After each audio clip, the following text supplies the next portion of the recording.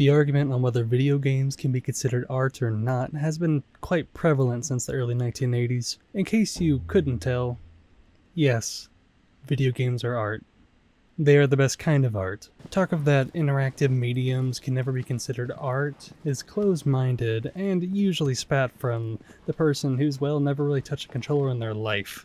But this video isn't really about that argument. No, not today. Instead, it is about a very special game who constantly gets credited as pretty much the showrunner for arguments against what I just said. We're talking about the PS4 remaster for the PS2 classic, Shadow of the Colossus. Now, before we get into it, I'm going to do something that has never been attempted by me before. Categorization. That's right, this video, like many other good reviews of its kind, will be segmented into sections, so easily digestible that you'd almost take these words I'm spitting, for a 10 list on foods for your upset tummy. Starting first with the combat, and then the movement, and then the story, and then the music, then of course the graphics, and then of course my own little, critiques and such like that, because it's not a perfect game, obviously. Then some extra stuff that, I don't know, I just really wanted to talk about. Interesting things, stuff that just stuck out. Then of course, the conclusion. Stick around towards the end.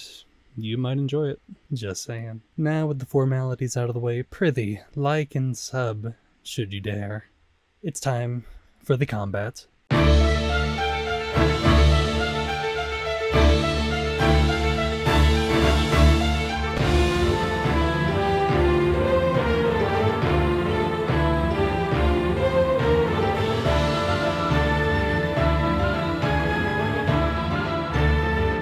Or lack thereof, I should say. Shadow of the Colossus was never really known for its game feel, that's for sure. Certainly didn't win any awards for it. Truthfully, you have all of maybe 1 or 2 attacks. The first one being while you're straddling a Colossus, hovering over their weak point, one of their weak points anyway. You just press the square button, or hold it, if you want to, and then press it again. At any point, preferably whenever the little stamina circle fills up, Wander will plunge his sword deep into that weak point, expelling this black liquid of Colossus. You can call it blood, it doesn't really matter. The other one is a plunge attack from Dark Souls. I'm going to call it that, even if Dark Souls came years later. Basically, you just jump, and then you hold square, and then Wander plunges his sword into wherever you are. It looks cool. But that's not really fair, I should say. This game was never really about being something like a Devil May Cry killer or a God of War usurper. It's an artistic game where your only enemies function as these giant puzzles that you can climb on and hurt with very little repercussion, sadly. I should probably state this again, that it's not a bad thing. The appeal to this game is that you're this wiggly wobbly little teenage boy felling these absolutely massive insurmountable foes. The puzzle-like nature to Shadow of the Colossus comes from how you can defeat the 16 Colossi, since they are not all slain the same. Some require you to utilize the environment, and others require you to, say, target a weak point that's not specifically for hurting them. For example, one of the last Colossi that you face, spoiler alert I guess, is a tiger, boar, cat, dog thing. And it requires you to climb on top of each of these pillars and then have it ram into them, knocking them down, which then will allow you to get to the next pillar and then the next pillar until the very end, where then you drop this platform of stone and onto the tiger, bear, cat, dog thing. And then it reveals this weak point that you can plunge your sword into. Simple, but intuitive and fun. Even a little bit daunting and nerve-wracking, especially if you fall. The other kind of fight is of the bow-wielding weak point variety. Most of the Colossi have pretty obvious weak points that you need to shoot with your bow to get them to fall over. Let's use the first Colossus that you actually used this technique on. The second one. The keen Wander player may notice that this quadratus is too tall to be straddled and possesses hairless legs, which makes climbing an impossibility. So, they ride and look for weak points to show itself. The weak point is located underneath the hoof. Any of the hoofs, actually. Bow in hand, the keen Wander takes aim and lets loose into the conveniently glowy game design symbol area, hey, I don't make up the rules, and causes the beast to tumble, exposing its back for mounting. You'd be foolish to assume those are the only kinds of fights, however, those two. See, the devs took it in themselves to program a Colossus who has a hybrid of these two fights. Deep past the land bridge, through the meadow, riding into a great cloud of shit. Land bridge, meadow riding into the great cloud of dust leads you to the grand field of high-pressure steam vents. Bordering this lifeless terra firma is a vast cavern housing a redoubtably evil lightning expectorating colossal fiend. Apart from being a genuinely breathtaking fight visually, this thing's only way to be maimed is by having it walk over one of the many steam vents, and then waiting until it spouts out, which then teeters the Colossus over, allowing you to take your bow and then shoot the weak points that are, showing itself. This will, obviously, topple the Colossus, which leaves its back open for you to climb. So there you go, that's the hybrid fight that I'm talking about. You have to use the environment to discover the weak points that you have to shoot with your bow. It's really cool stuff, even if it is very simple. This could be a bore to some, simply because it's dumb simplicity. And I'd say I would be too if it wasn't for one very significant factor, and that's context. The enemies aren't just your average goon or cutthroat. No, they're literally bigger than your house, while you're just a guy, maybe like a 5-foot Chad. That's where the appeal comes from. The music, the character design, the level design, sound, overall feel. It's what gives Shadow of the Colossus its platinum reputation. It's simple, done, stupidly right. Now, for the movement.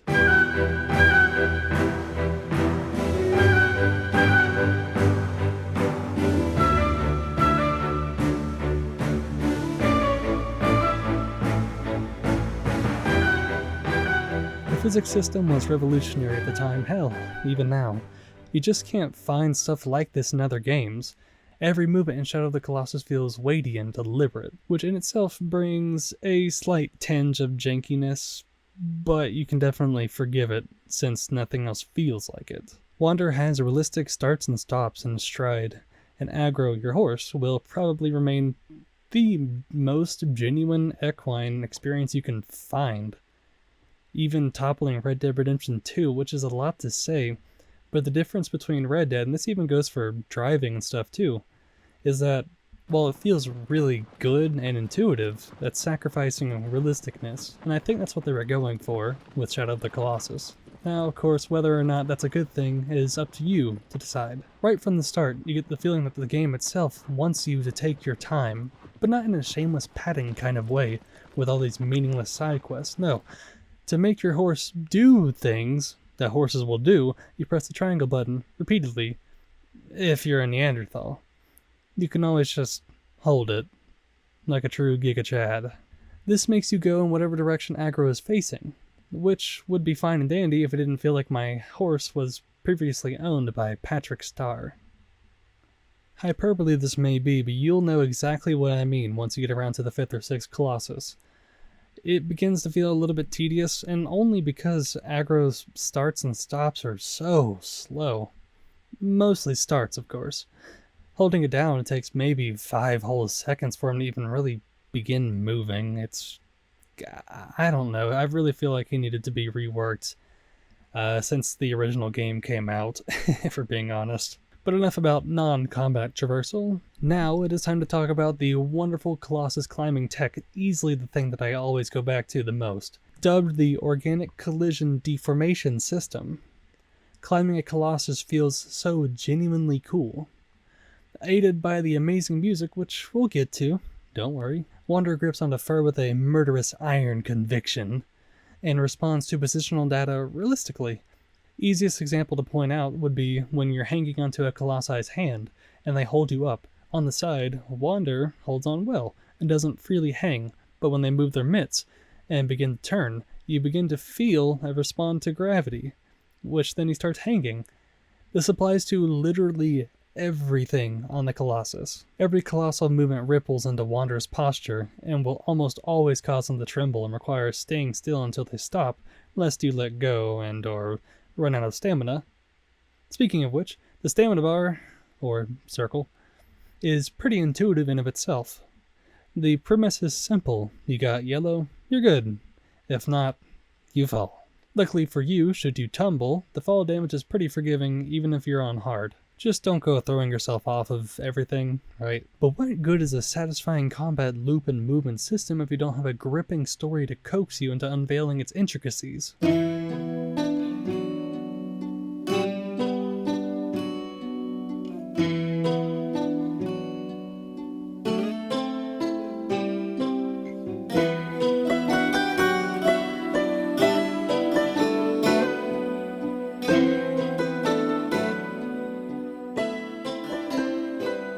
Wander's tale of his stupor-induced sacrifice is really heart-touching.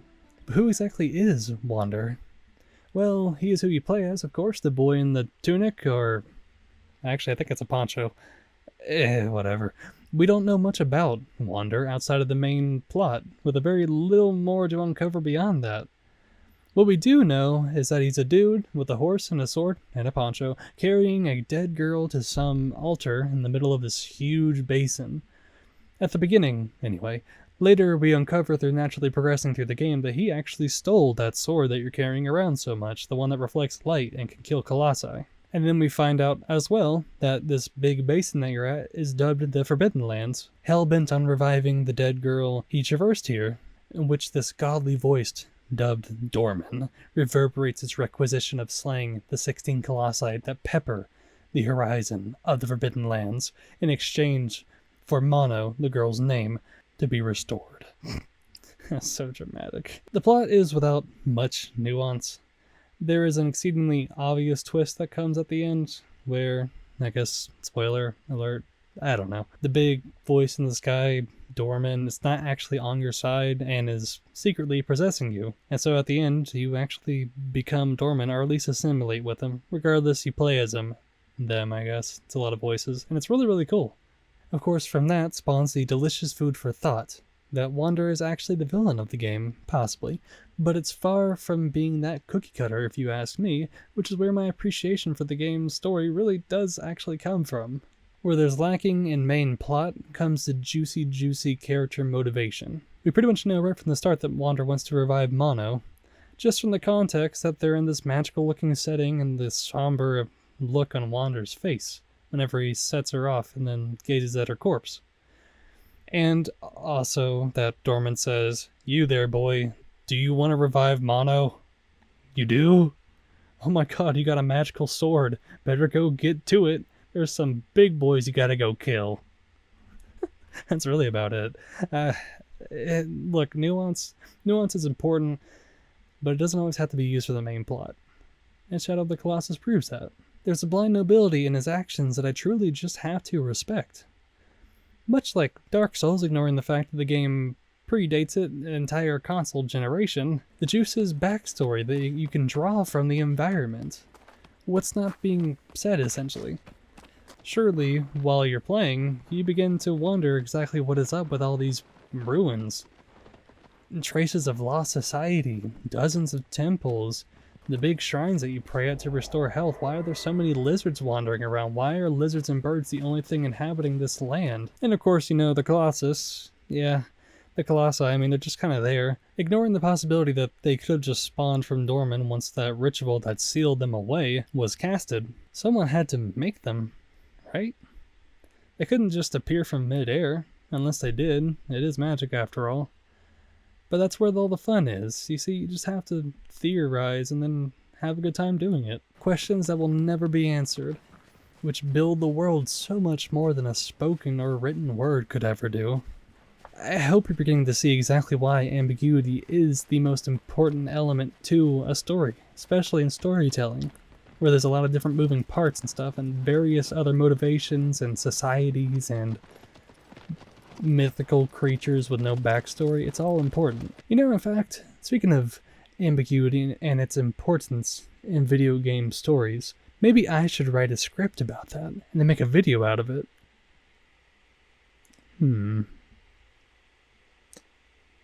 Comment down below. But now, whatever. On to the music.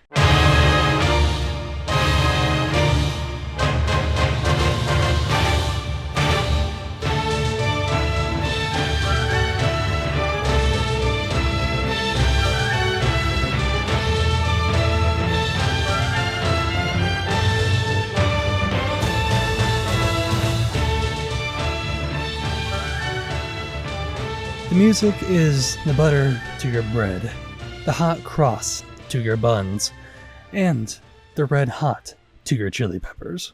There are projects and IPs that succeed and even benefit from not actually having a musical score.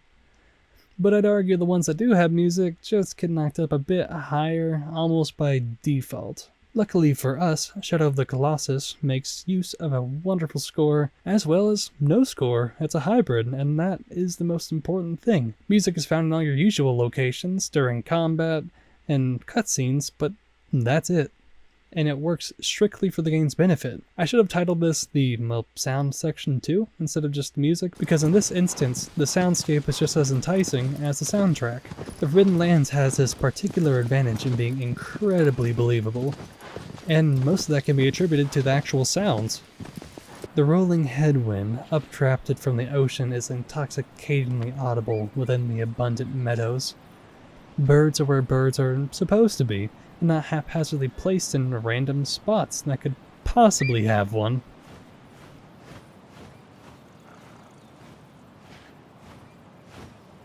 You will only ever hear woodland insects in the woodland areas. It's stupid nitpicky stuff like this that tick my good cookie box. Now to the music. Originally and in the remaster composed by Ko Otani, Shadow of the Colossus has one of the first implementations of a dynamic soundtrack. The dynamicy is found during combat. With each encounter, there are two separate music tracks that alternate from each other based on what the player is doing at that point. When you first enter the Thunderdome with the Colossus, the game will play a more low-key and sometimes mysterious song, which really unveils the mystique of these beautiful beasts. It also helps that most of them don't really even attack you unless provoked.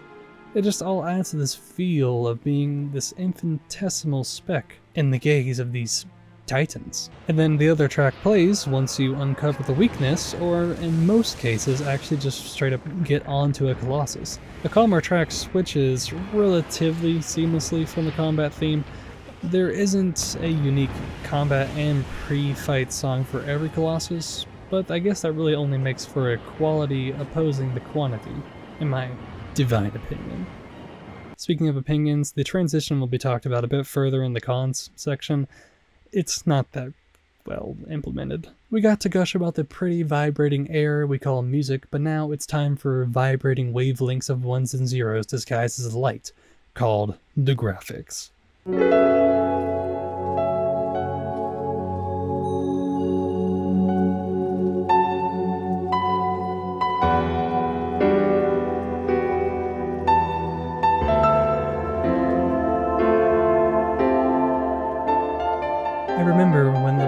Came out, and it was considered as pretty much the most beautiful thing to ever grace gaming at that point. Personally, I still think it actually is. The PS4 remaster for Shadow of the Colossus still, to me, looks like the best game to ever come out. It topples Red Dead, the Demon's Souls remake, every graphical mod on GTA 5, literally anything. I've yet to see something that really just conveys that awesome, realistic, just vibrancy to the world. The Forbidden Lands is designed in such a way that makes it feel like a genuine real place somewhere in the middle of Europe, possibly. On the default graphical filter setting, the colors of the grasslands and deserts are slightly washed out, which gives this really sunny appearance to everything. And it makes the shaded areas actually feel shaded. The camera even adjusts for it similarly to how your eye would. But now the absolute most important thing to conveying that real realistic feel, and that's the level design. The Forbidden Lands is massive, and actually feels like it too, which seems obvious on paper, but if you played enough RPGs that boast a massive map, you'll find that you can go from one end to the other in less than 5 minutes, really. The movement of Shadow of the Colossus aids this, of course, but regardless, everywhere you go feels like a real trek, and the time it takes to get from the Shrine of Worship to literally anywhere feels pretty lifelike. Speaking of lifelike, the grasslands and deserts of this game is just absolutely amazing. I've always preached that you should do one or two things really right, instead of a whole bunch of different biomes completely wrong. Just look, the grass patch asset is used masterfully, to the point to where I can't even really tell where like its siblings are, where the other grasses are. Even if you like stared at it for like a whole hour, there's this diabolical effect of wind blowing across the blades, and I'm only just one fan blowing on me shy away from genuinely believing that I'm there. The fur present on each Colossus is all tangible and has their own physics which respond to wind, wander, and movement. It gives each beast life like nothing else really can. The texture work is just so stellar. The same with animations too. Every Colossus manages to look different and distinct despite their visual motifs. Every animation is very weighty and gives off the appearance of this thousands of tons of stone and flesh throwing their entire weight at you. And don't you forget that there is a stellar camera mode in the remaster as well. But, of course, all good things have their negatives. And Shadow of the Colossus is no exceptions, like I've said. For starts, the combat is pretty uninspired. Not the aspect of climbing colossi, I really put that in the more puzzly aspect of it, and that's amazing. It's the fact that you have a whopping 2 ways to deal any kind of substantial damage: the crawl and stab, or the jump and stab. Of course, not to contradict myself, the puzzle aspects of these fights is why they're good, and that's the reason why they're like that, and I still wouldn't want it any other way. On to the next one. Nitpick alert. The music of this game is stellar, so do not have me misunderstood. I find the musical transitions between combat and non-combat states to be amateurish at best. This remains apparent in the 2018 remake as well, not just in the original game, which is easily attributed to the fact that Bluepoint Games likes to make the absolute most accurate to the original feel for their games. Just look at the Demon's Souls remaster that came out like yesterday or whatever. My guess is that they took the exact same code that was in the original game and then just implemented that over into a more modern coding language. It's just like how it used to be a decade and a half ago, but I know they could have done a lot better with that. In fact, here, just take a listen. You'll hear the most obvious transition to the riding track.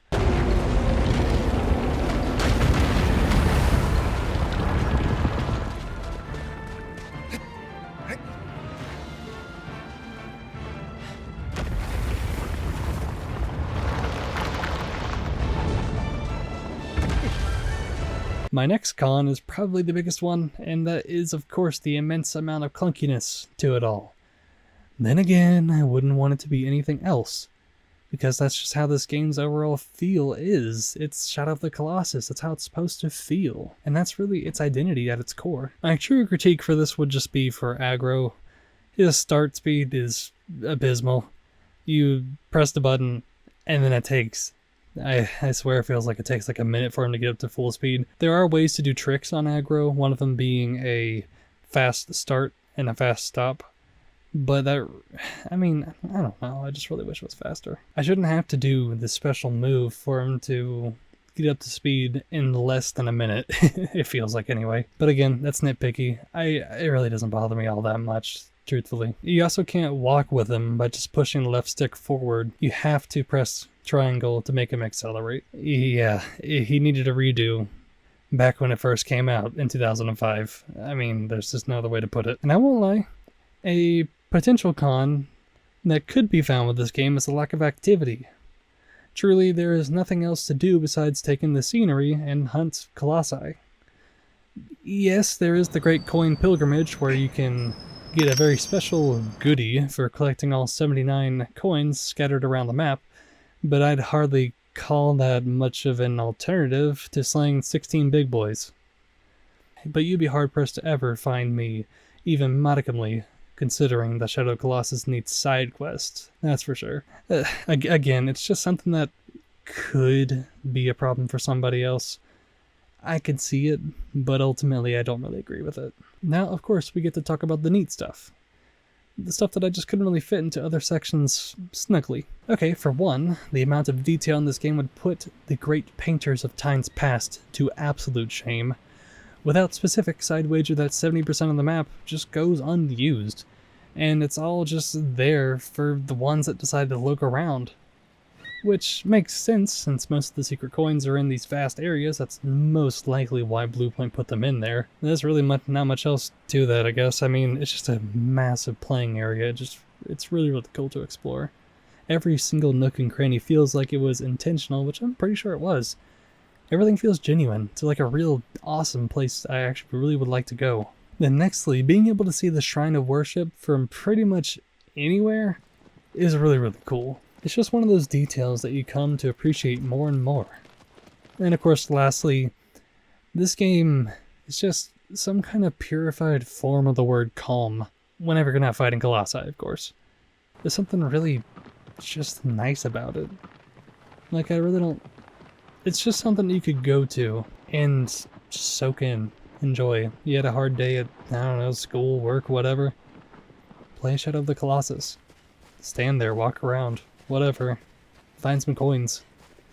It's real meditating stuff. Of course, that's really about it. Time for the conclusion. Hey! Look at you. You actually made it. Thank you. You're in the 1% of viewers, really, that actually get this far.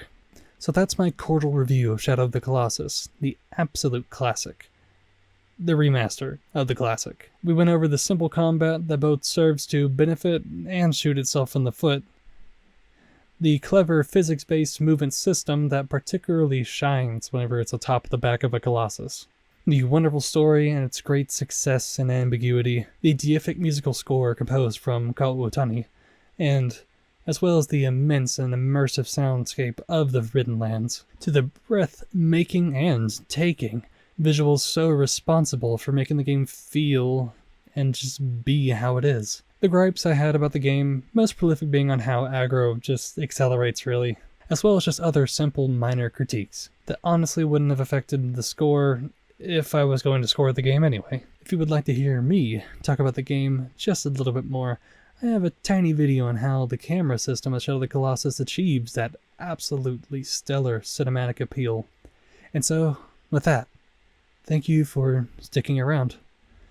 If you want to see me go far, like I do, if you want to see me feel justified for having all this lighting equipment, if you liked it, like, sub, share. I plan on putting out good quality shit every week.